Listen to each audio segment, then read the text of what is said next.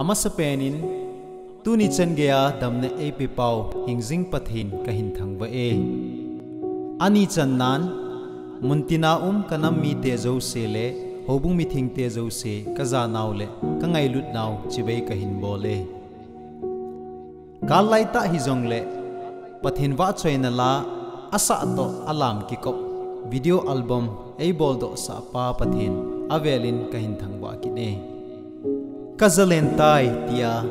gospel choreography album ka hin bol hi galsunga Kuki jo mina molem sahole 15th December ni hua ana talo pathin lengam na kato na tanti nelawa ei tau pi jing kapi memoriala kabolahi